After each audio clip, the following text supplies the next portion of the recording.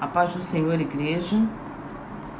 Bom dia a todos. Um domingo abençoado na presença do Senhor Jesus. Hoje nós vamos estar fazendo a lição de número 4, dons de poder.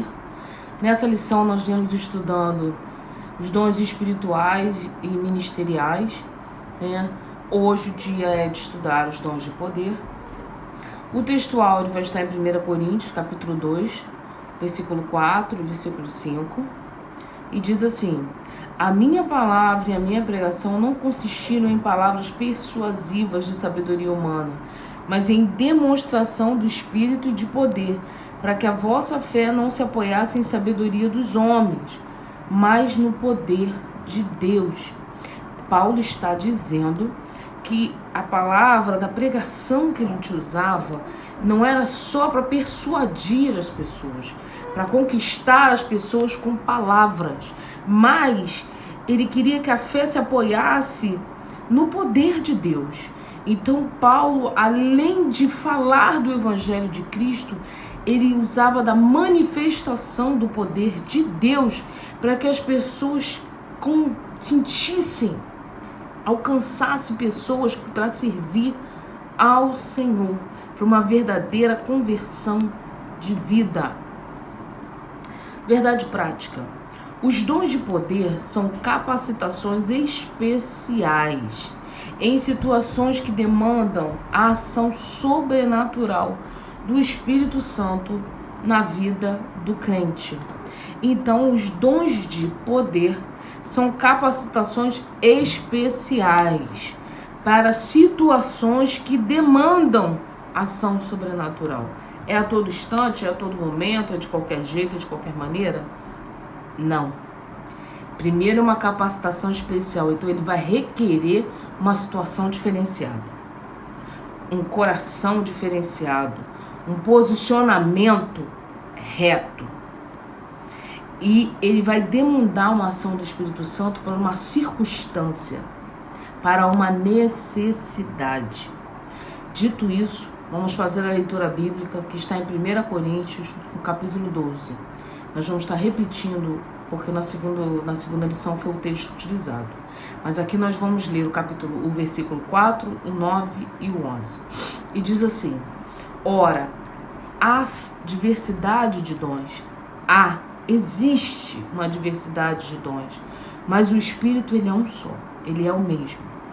E a outro pelo mesmo Espírito a fé, e a outro pelo mesmo Espírito Santo, pelo mesmo Espírito os dons de curar, e a outra a operação de maravilhas, e a outro a profecia, e a outro o dom de discernir os espíritos, e a outro a variedade de línguas, e a outro a interpretação das línguas, mas um só, e o mesmo Espírito opera todas essas coisas, repartindo particularmente a cada um como quer.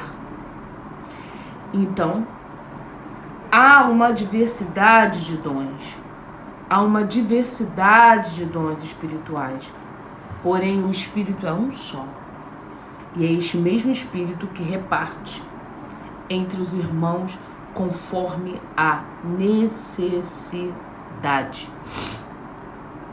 O objetivo é examinar os dons de poder. Então, na introdução da lição, o comentarista vai começar assim, O ministério terreno de Jesus, ele foi marcado por inúmeros milagres, principalmente de cura. A história eclesiástica comprova que a igreja do primeiro século também operou maravilhas no poder do Espírito Santo. Entre os primeiros cristãos sobejavam os dons de poder. Se Jesus não mudou e os dons espirituais são para a igreja de hoje, aí ele vai fazer um questionamento, tá? Por que atualmente não vemos as manifestações dos dons de poder em nosso ambiente com mais frequência? Por que nós não vemos hoje essa distribuição de dons? Aí ele vai continuar. Será que falta conhecimento a respeito do assunto? Ou será por causa do mau uso que alguns fazem das dádivas divinas? Ele vai nos levar a refletir. Por que hoje, dentro das igrejas, em certos trabalhos, não se vê mais essa manifestação de dons? É porque as pessoas não têm conhecimento dos dons, conhecimento profundo dos dons, né? Fica-se raso, fica uma coisa superficial, né? Só o falar em línguas é o que a gente vê com mais frequência, né? As profecias, o falar, né? E os outros dons? Será que falta conhecimento? Ou será que é por causa do mau uso? Porque hoje o que nós temos aí é uma sociedade em que as pessoas, elas dizem que têm, dizem que fazem, manipulam o sentimento das pessoas. É uma manipulação através da palavra, da elocução,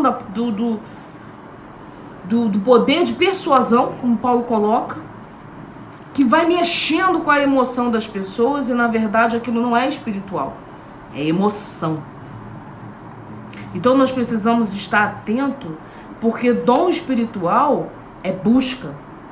E eu não busco um dom específico, porque quem determina qual é o dom que me cabe é Deus. Eu posso me preparar, eu posso me capacitar, eu posso buscar, eu posso orar, eu posso jejuar, mas é Deus que vai definir qual é o dom para a minha vida. É o mesmo que eu ter o desejo de cantar, querer louvar para o Senhor, mas eu não tenho o dom do louvor. Eu vou louvar como um verdadeiro adorador, rasgando meu coração, mas se eu disser que eu sou um levita da casa do Senhor, sou um músico da casa do Senhor, porque eu quero ter o dom de louvar, se Deus não me der, é ilusão da minha mente, é falta de reconhecer que o Senhor, ele procura verdadeiros adoradores, mas que o adorem em espírito e em verdade e aceitem viver a vontade do Pai. Eu não posso querer ter uma manifestação espiritual ou ver uma manifestação espiritual se eu não caminho para isso. Se eu não consagro, se eu não jejuo, se eu não tenho intimidade com o Senhor em oração, se eu não faço uma leitura de Bíblia, se eu não participo da escola bíblica dominical, se eu não participo dos cultos de ensino, se eu não participo de doutrina, se eu não enriqueço o meu conhecimento espiritual, se eu não alimento a minha alma, como é que esses dons vão se manifestar sobre a minha vida? Como é que nós vamos ver na igreja manifestação de dons, se hoje o que nós temos, não geral na nossa igreja, mas o que nós temos por aí, são pessoas querendo viver uma fé superficial, uma fé rasa. Eu quero ouvir as profecias, eu quero falar em línguas, mas eu não quero me aprofundar. Eu não quero mergulhar no que é verdadeiramente servir a Deus. Eu não quero abandonar o meu eu. Tudo na caminhada cristã é a nossa capacidade de deixar o nosso eu para trás e servir a um Cristo que veio a este mundo para servir. Ele não veio para aparecer, ele não veio para se mostrar, ele não veio para se enaltecer, ele não veio para agariar cargos, cursos, recursos, para ser algo extraordinário. O Senhor, ele veio cumprir um propósito muito importante: resgatar os que precisavam de resgate, curar os que necessitavam de cura, se achegar aos que estavam afastados, unir judeus e não para judeus e gentios. Em Romanos 10, no versículo 12, ele vai dizer assim: portanto, não há distinção entre judeus e gentios, pois o mesmo Senhor é Senhor de todos e abençoa ricamente todos os que o invocam. Então, Cristo, ele veio para provocar essa união, para tirar essa coisa de que somente os judeus poderiam adorar, somente através de sacerdotes. O Senhor, ele veio para mudar, para que vidas fossem alcançadas, para que almas fossem alcançadas. Amém? Nessa lição estudaremos a respeito dos dons de poder, veremos como eles são necessários à vida da igreja. Se você deseja recebê-los e usá-los para a glória do nome do Senhor, proporcionando a edificação da igreja, busque-os com fé e em oração. Oração, consagração, intimidade com o Pai.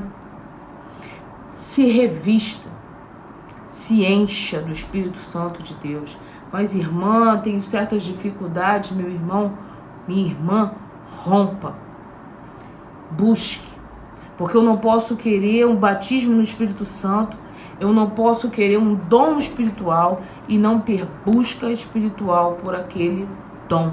Eu não posso desejar ter um dom de poder, um dom de curar, um dom de fé e não buscar por isso. Não ter intimidade com Deus, não ter oração, um momento de você falar com o Pai.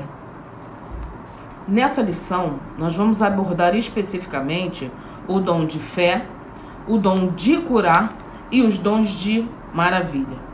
Nas próximas lições, nós vamos estar abordando outros temas. Para a fé, ele vai dizer assim, o que significa fé? Na Epístola dos Hebreus, no capítulo 11, ele vai definir que fé é o firme fundamento das coisas que se esperam e a prova das coisas que não se veem. A fé não vem... Nós sabemos que a fé ela é algo que eu creio que vai acontecer.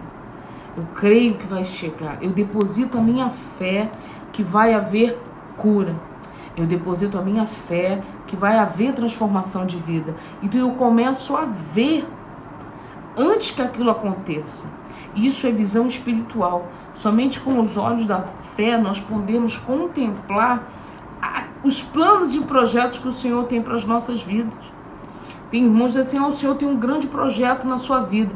Pelos olhos da fé, já visualizou que o Senhor tem um plano e sabe qual é o plano. E sabe que vai se cumprir aquele plano. Então, essa é a definição da Bíblia sobre fé, pois mostra total confiança e dependência em Deus. Já aprendemos nos capítulos de Hebreus 11 que Deus é poderoso para fazer todas as coisas, sendo a fé em Deus fundamental para as operações divinas entre os homens. É preciso fé, é preciso crer, é preciso acreditar de maneira sobrenatural que vai acontecer. Nós vemos na Bíblia que os homens de Deus, que foram usados por Deus, por exemplo, Abraão veio num tempo em que não existia esse Deus que nós conhecemos, não havia se manifestado. Era uma população, uma comunidade idólatra. Abraão é de uma família idólatra, vários deuses, várias adorações, porém, ele ouve a voz de Deus e obedece. Sem saber qual seria o seu destino, ele se entrega. Abraão, pega a tua família e vai para a terra que eu te mandarei. Ele não teve receio. Abraão foi. E a fé, ela é esse ato de ir. É o ato de crer. Confiar que se o Senhor está mandando, se o Senhor está garantindo, Ele é fiel para cumprir. Não é eu receber uma palavra do Senhor, eu sentir que o Senhor está fazendo algo, mas colocar minha mão e dizer assim, mas o Senhor não vai fazer, mas está demorando para chegar, mas não vai acontecer. Isso não é viver o sobrenatural, isso é viver o natural, isto é viver o humano. Segundo subtópico, a fé como dom. É distinta daquela que recebemos por ocasião da nossa conversão. A fé salvífica, de Romanos 10:17. Igualmente se distingue da fé evidenciada como fruto do Espírito, de Gálatas 5:22. A fé de Romanos 10:17 é que de sorte que a fé é pelo ouvir, e ouvir pela palavra de Deus. Então a fé salvífica é a fé que se pratica em mim a partir do momento que eu ouço a palavra de Deus. A partir do momento que eu estudo, que eu busco, que eu oro, que eu consagro, a partir do momento que eu tiro um tempo para o estudo, que eu participo da escola bíblica dominical, a partir deste momento eu ouço das coisas de Deus. E isso fortalece e edifica a minha fé. Quando eu vou ao culto, eu ouço um testemunho, aquele testemunho ele edifica a minha fé. Quando eu vejo um irmão ou compartilho de uma história de vida de uma pessoa que nós vemos que está no momento de um jeito e logo em seguida Deus faz uma transformação de vida naquela pessoa, aquele testemunho de vida, ele é uma edificação da minha fé. Então, a fé de Romanos 10, 17 é a fé que vem pelo ouvir a palavra de Deus. Tá? O dom da fé é a capacidade que o Espírito Santo concede ao crente para realizar coisas que transcendem a esfera natural da vida, objetivando sempre a edificação da igreja. De acordo com o teólogo Stanley Orton, esse dom é uma fé milagrosa para uma situação ou oportunidade espiritual. O dom da fé. Um exemplo bíblico do dom da fé, o comentarista vai trazer Moisés guiando o povo na saída do Egito, quando ele se aproxima do Mar Vermelho. As pessoas estão murmurando, as pessoas estão reclamando que não queriam morrer no deserto, que preferiam viver escravas no Egito do que terem uma vida com Cristo, do que terem uma transformação de vida, porque naquele momento eles se viram diante de uma dificuldade muito grande. Mas Moisés, instruído por Deus, ele vai dizer àquele povo: não temais, estais quietos e vede o livramento do Senhor, que hoje vos fará, porque aos egípcios que hoje vistes, e eles estavam vendo aqueles homens se aproximando, nunca mais vereis para sempre. O Senhor pelejará por vós e vós calareis. Aquele povo estava murmurando, reclamando, mas Moisés, conduzido por Deus, ele fala àquele povo e se aproxima do mar e abre o mar. Nós conhecemos essa parte do texto em que Moisés se aproxima, aponta o cajado para o mar, porque o Senhor diz a ele: Moisés, por que clamas a mim? Diga ao povo que marche, toca nas águas e o mar se abre. Quando Moisés fala ao povo, ele não fala ao povo somente porque ele estava ouvindo a voz de Deus, mas porque ele já havia contemplado com os olhos da fé o verdadeiro milagre que aconteceria. E ele confiava que o Senhor era poderoso para fazer muito mais, para livrar o povo. E ele vai. Ele rompe aquele mar com aquele povo e depois o mar se fecha. Os egípcios, a gente já conhece a história, morrem. E eles conseguem ainda caminhar pelo deserto, ainda mesmo provando e experimentando aquele milagre, reclamando, murmurando, questionando.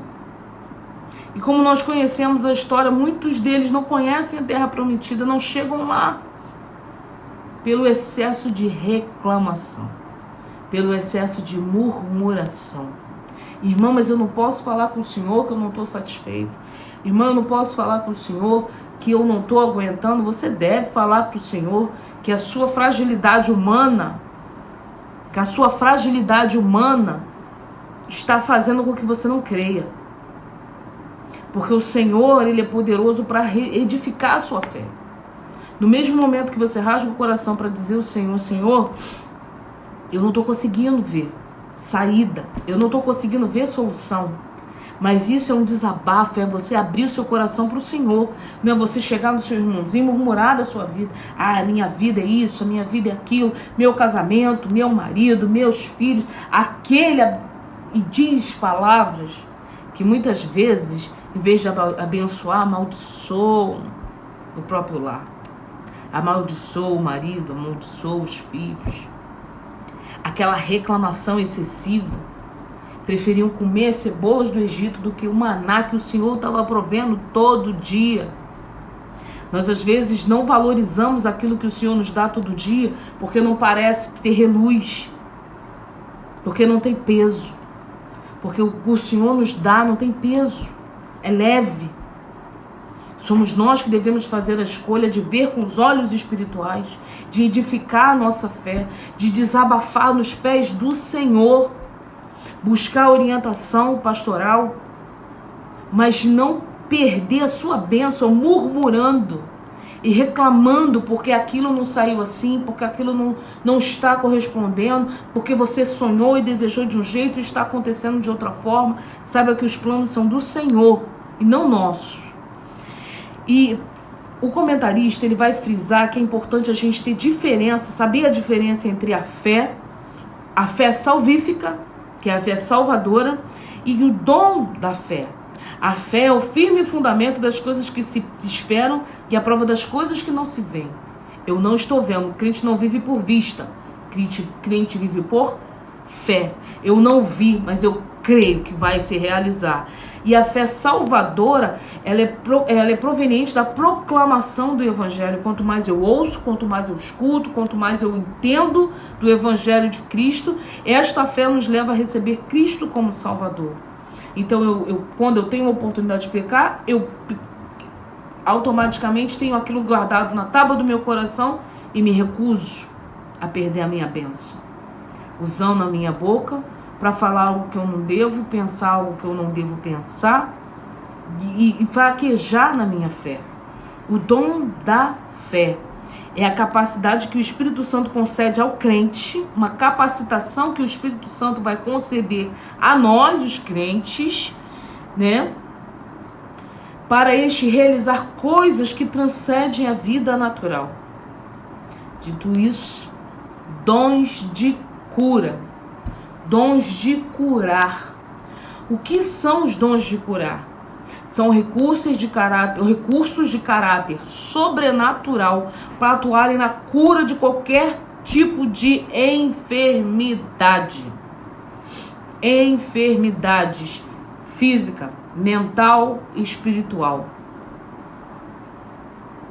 Por isso, está expressa no plural, porque não é só uma cura.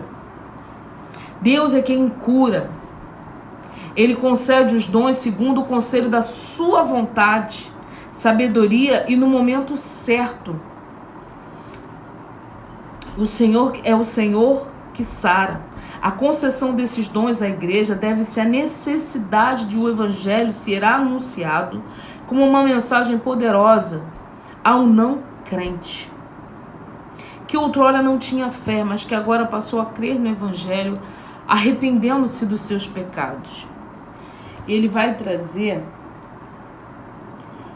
a referência de Marcos 16, versículo 17 e 18, e diz assim: esses sinais seguirão os que crerem, e em meu nome expulsarão demônios, falarão novas línguas, pegarão das serpentes, e se beberem alguma coisa mortífera, não lhes fará dano algum, e porão as mãos sobre os enfermos e os curarão. Salmo 103, verso 3. Ele é o que perdoa todas as iniquidades, que sara todas as suas enfermidades. Atos 8, versículos 6 e 7. E as multidões unanimemente prestavam atenção ao que Filipe dizia. Filipe estava em Samaria, porque ouviam e viam os sinais que ele fazia, pois que os espíritos imundos saíam de muitos que os tinham, clamando em voz alta, e muitos paralíticos e coxos eram curados. Nós sabemos que existem as doenças da carne, doenças físicas, humanas, que vão realmente acontecer, má alimentação, uma noite dormida, estresse constante, a falta do cuidado que nós temos com o nosso corpo físico, que vão desencadear situações de enfermidade. Mas nós sabemos também que existem enfermidades espirituais. Seríamos meninos se não reconhecesse que tem muitas doenças que são do espírito, são lançadas. O que ele vai dizendo que através da pregação de Filipe, assim como de Paulo, através de expulsar os demônios do nosso próprio Cristo, quantos demônios ele expulsou? O endemoniado gadareno vivia atormentado com uma legião de demônios. A partir do momento que Jesus ele entra em Gadara, na porta da cidade. Jesus não chegou nem a entrar. Os demônios vão falar com Jesus. O que fazes tu aqui? Ainda não é chegada a hora. E eles pedem a Jesus para entrar na manada de porcos. E libertam aquele menino. Jesus liberta aquele menino. Se torna novamente são.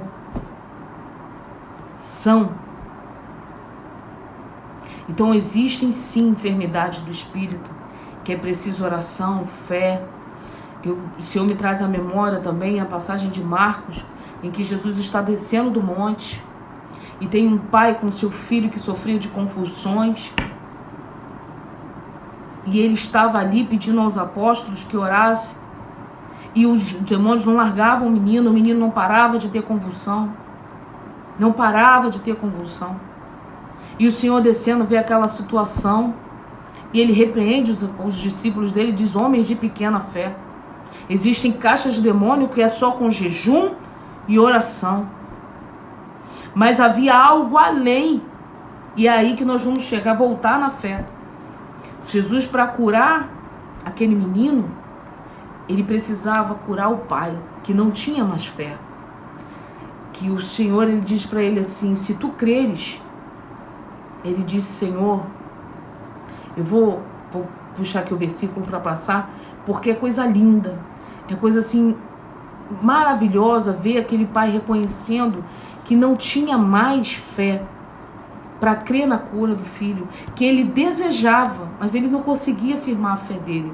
E o Senhor, ele faz, a partir do momento que ele diz: Senhor, se tu puderes, cura o meu filho, né? É coisa maravilhosa. Está em Marcos 9, no capítulo do versículo 17, ele vai dizer assim: e um da multidão respondendo disse: mestre, trouxe-te o meu filho que tem um espírito mudo. E este, onde quer que o apanhe, despedaça-o, e ele espuma, e ele range os dentes, e vai definhando. E eu disse aos teus discípulos que o expulsassem, e não puderam. E ele respondendo lhes disse: ô geração incrédula, até quando estarei convosco? Até quando vos sofrerei ainda? Trazei-me. E trouxeram-lhe. E quando ele o viu, logo o espírito o agitou com violência, e caindo endemoniado por terra, revolvia-se escumando, e perguntou ao pai dele: quanto tempo há que lhe sucede isto? E ele lhe disse: desde a infância. Desde a infância aquele menino sofria dessa situação. E muitas vezes o tem lançado no fogo, na água para o destruir, mas se tu podes fazer alguma coisa, tem compaixão de nós e ajuda-nos. Meu irmão, há algo que o Senhor não queira fazer por nós? Mas aquele pai, naquele momento, já não conseguia ver. E é um desespero quando ele diz: se tu podes fazer alguma coisa, tem compaixão de nós. E Jesus lhe disse: se tu podes crer, tudo é possível ao que crê. É esta fé que nós estamos falando. Porque para receber certos milagres, nós precisamos crer. Se tu podes crer, tudo é possível ao que crê. E logo o pai do menino, clamando com lágrimas, disse: eu creio, Senhor, ajuda-me na minha incredulidade. É aí que entra a nossa parte. Porque mesmo se nós estivermos fraquinhos, mesmo se nós estivermos incrédulos, nós precisamos pedir ajuda ao Senhor, que nos ajude na incredulidade. Senhor, eu não consigo crer. Me ensina a crer, me enche da tua fé. O que tem faltado nas pessoas, é, em vez de achar que o outro orando, o outro consegue, é entender que ele não é diferente do outro. O Senhor, ele quando veio, ele rompeu, ele rasgou o véu do templo para que eu e você pudéssemos falar com Deus e ser sinceros. Tem algo que agrade mais ao nosso Pai do que um coração sincero, um coração temeroso que consegue dizer: Senhor, me ajuda na minha incredulidade. Eu quero muito ver o meu filho curado, mas a incredulidade do meu coração não tem deixado. O Senhor age sobre a vida daquele menino. Aquele menino, ele é curado. E outro ensinamento para os que andam com Jesus, para os ministeriais. Tem casta de demônio que é jejum e oração. E tem coisa que nós não devemos esperar. Nós devemos entrar em oração e agir. Porque essas religiões por aí que ficam chamando, falando, manifestando, tudo espírito de engano, meu irmão. Se você não tiver consagrado ao Senhor, se você não tiver verdadeiramente nos caminhos do Senhor, buscando a face dele, indo contra o pecado todos os dias, pode falar que no nome de Jesus não vai cair, não vai manifestar. Porque o Senhor, ele só se manifesta onde há verdadeiramente espaço para que a honra e a glória dele seja manifestada. Ele não vai fazer pela vaidade do homem, ele vai fazer por aquela alma, pelaquela alma. Amém?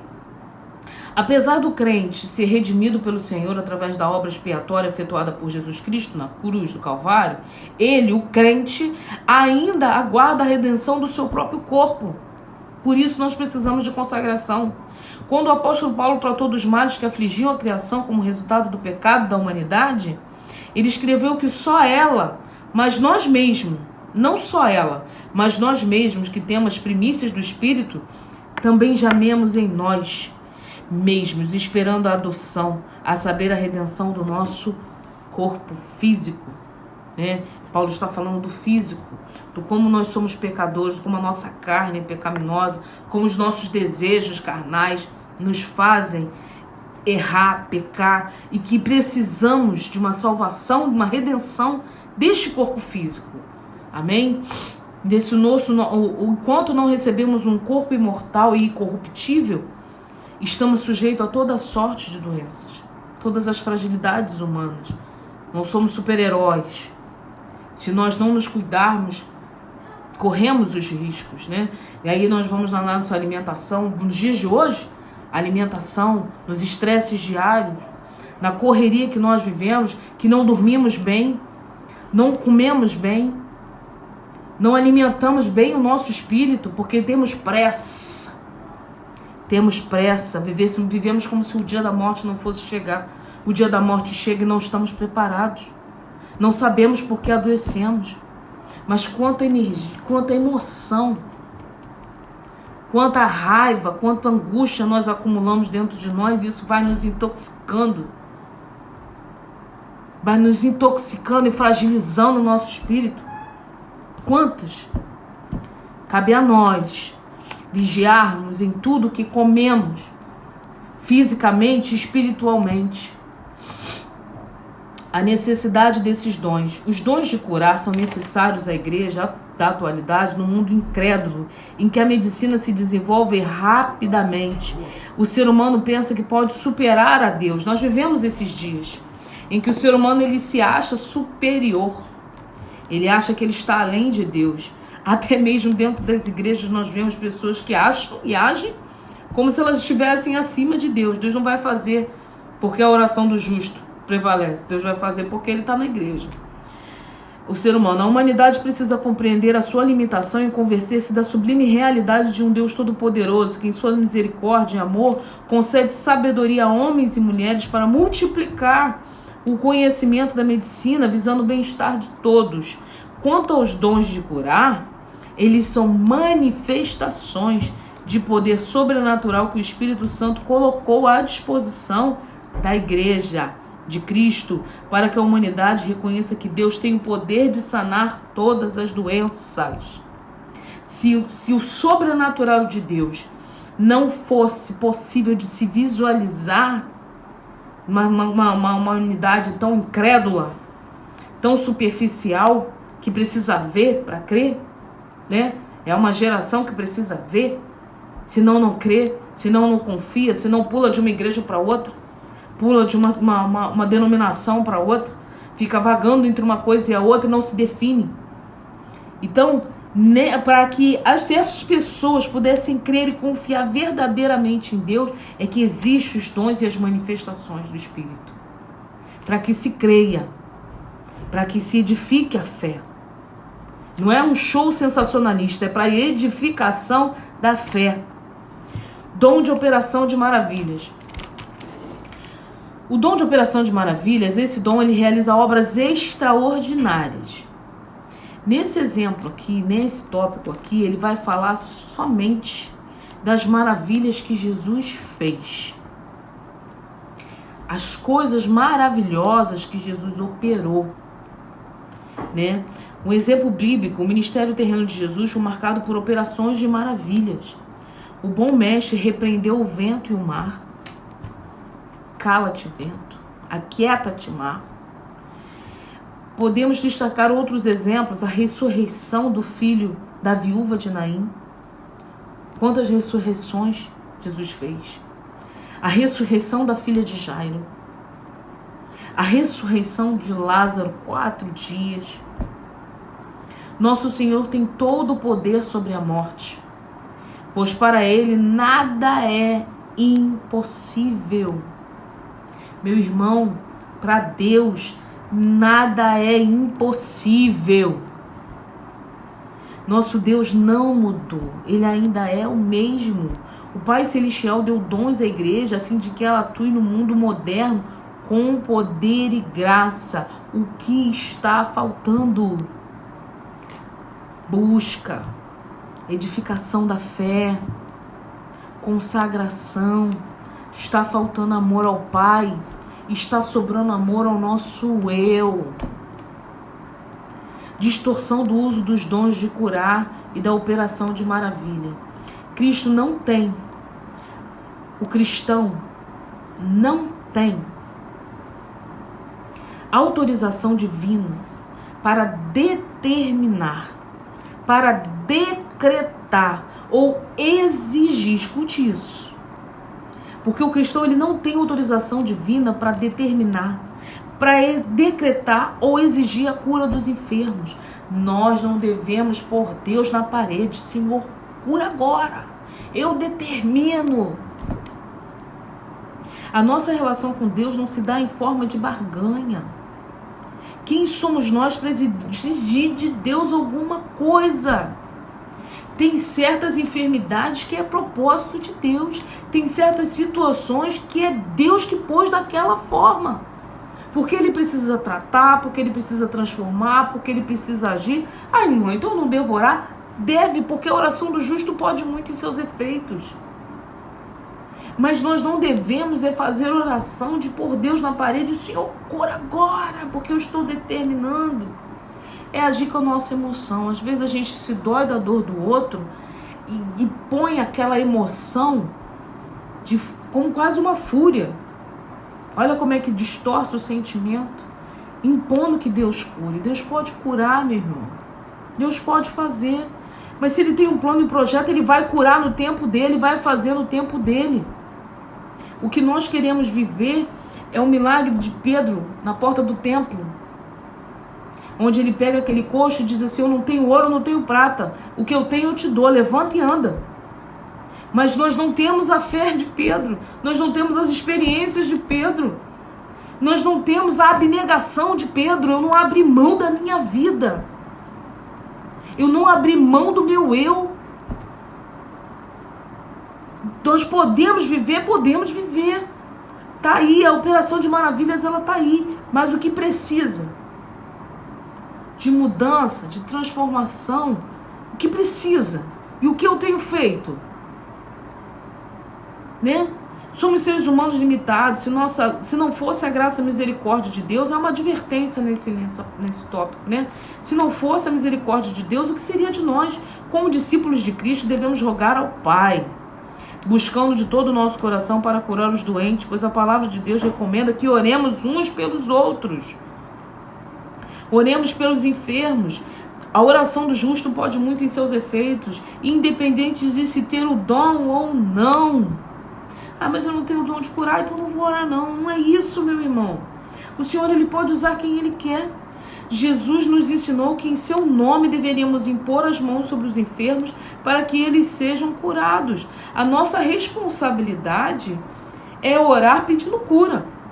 Quem sara o enfermo de acordo com a sua soberana vontade é Deus que tem que olhar em nós, ver graça divina e permitir. dentro dos propósitos dele, que aconteça.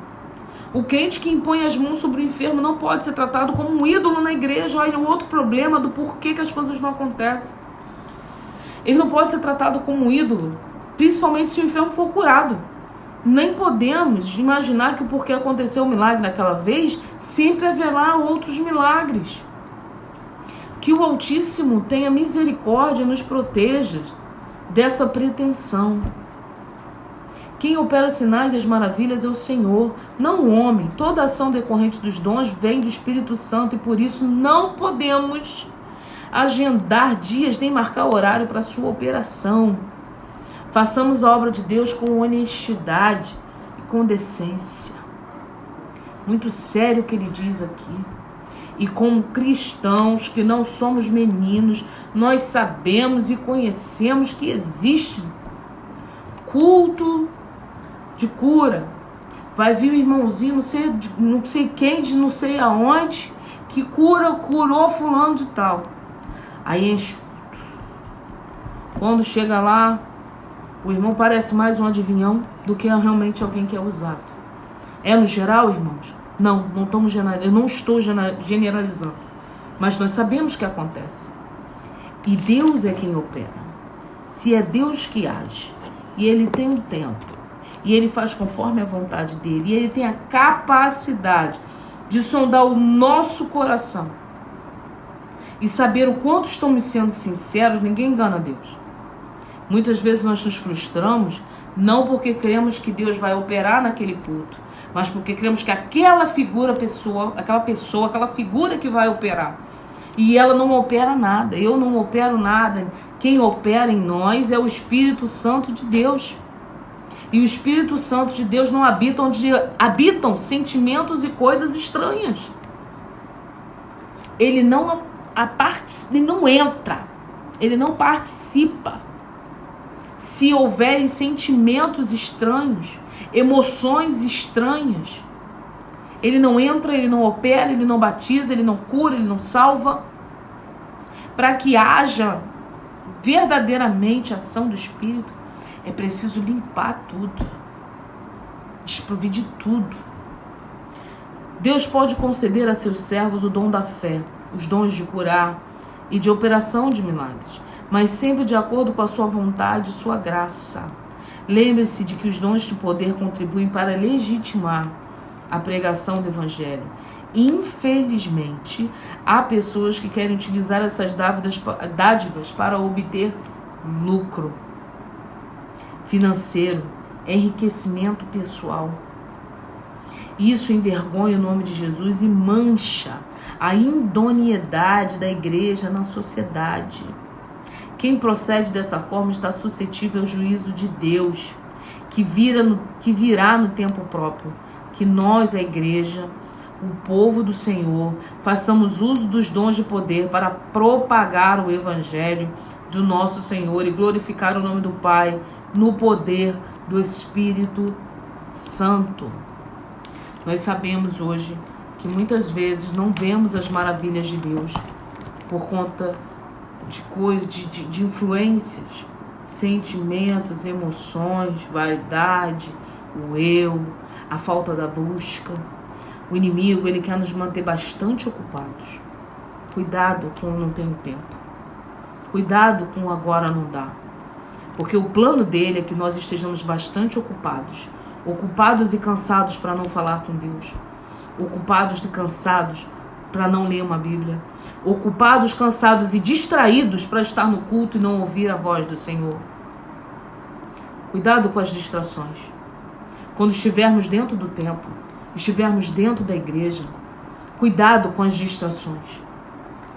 Nós vamos à igreja para oferecer um culto ao Senhor, ouvir a voz de Deus e precisamos estar atentos para não ficar dispersos com as coisas que estão ao nosso redor.